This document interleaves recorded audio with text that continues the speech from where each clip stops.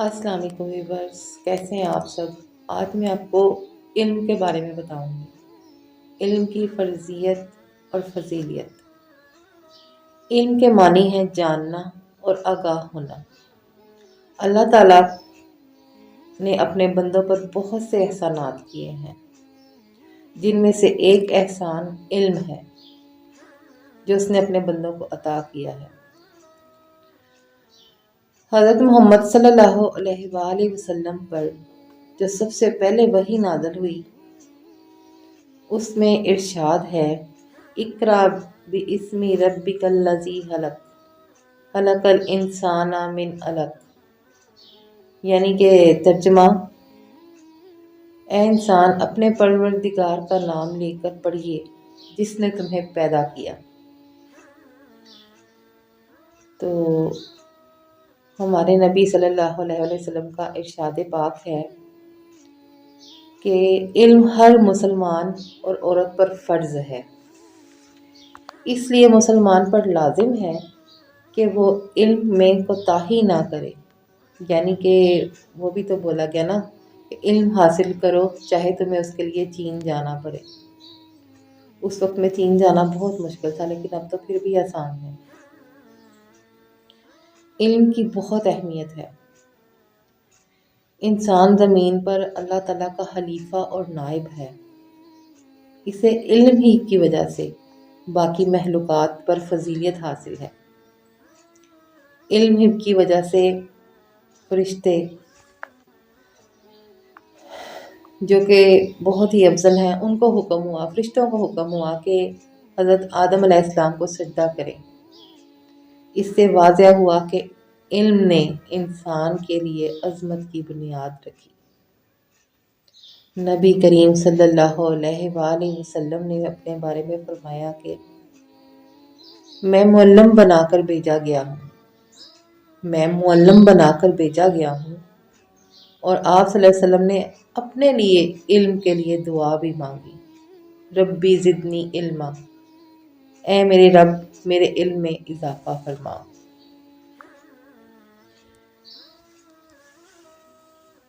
علم کی اشاعت کے سلسلے میں نبی اکرم صلی اللہ علیہ وسلم کی کوششوں کا اس بات سے بھی اندازہ لگایا جا سکتا ہے کہ غزوہ بدر کے موقع پر اس کے بعد کافر قیدی آزاد ہونے کے لیے فدیہ نہ دے سکے، تو ان سے آپ صلی اللہ علیہ وسلم نے فرمایا کہ وہ 10 بچوں کو لکھنا پڑھنا سکھا دیں تو انہیں آزاد کر دیا جائے گا۔ اور آپ صلی اللہ علیہ وسلم نے مردوں کے ساتھ ساتھ عورتوں کو بھی حصول علم کی تاکید کی۔ مسلمان کو علم کی طرف سب سے زیادہ توجہ دینی چاہیے۔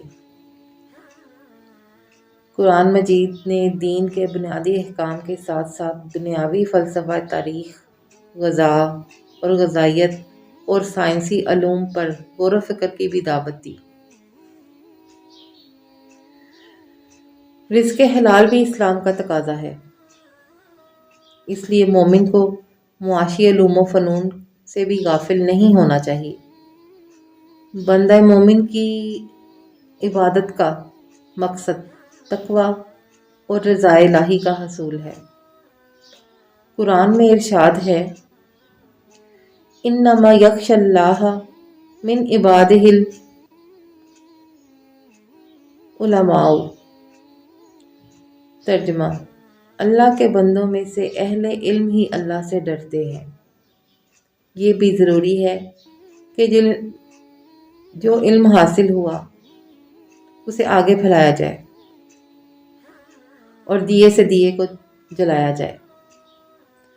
رسول صلی اللہ علیہ وسلم نے فرمایا، مجھ سے ایک آیت بھی سنو تو اسے آگے پہنچا دو اور اس کی تبلیغ کرو۔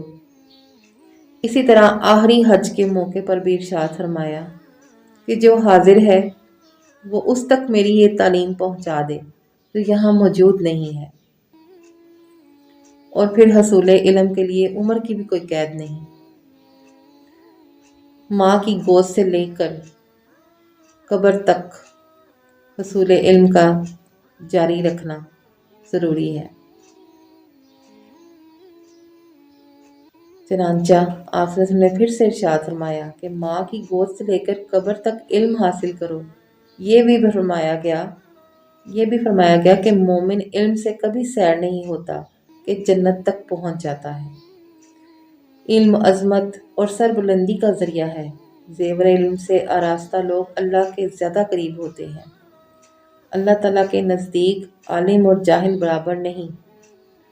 कुरान मजीद में इरशाद है कि क्या वो लोग जो इल्म रखते हैं और वो लोग जो इल्म नहीं रखते बराबर हो सकते हैं? जो लोग नूर ईमान से मुनव्वर होकर इल्म से काम लेते हैं उनके बारे में फरमाया कि तुम में से जो लोग ईमान लाए और जिन्हें इल्म दिया गया अल्लाह उनके दर्जात बुलंद फरमाएगा। तो लिहाजा आप इल्म हासिल करें। आपको कुछ लोगों को नहीं मालूम कि इल्म की कितनी फजीलियत और कितनी अहमियत है। ये हम पे फ़र्ज़ है। आप सबको मेरी मालूमात, मेरी वीडियो पसंद आई हो तो मेरे चैनल को सब्सक्राइब करना मत भूलिएगा। मेरे चैनल को सब्सक्राइब कीजिए, वीडियो को लाइक कीजिए, शेयर कीजिए, कमेंट कीजिए। शुक्रिया। इंशाल्लाह नेक्स्ट ब्लॉग में फिर से मुलाकात होगी। तब तक के लिए अल्लाह हाफ़िज़।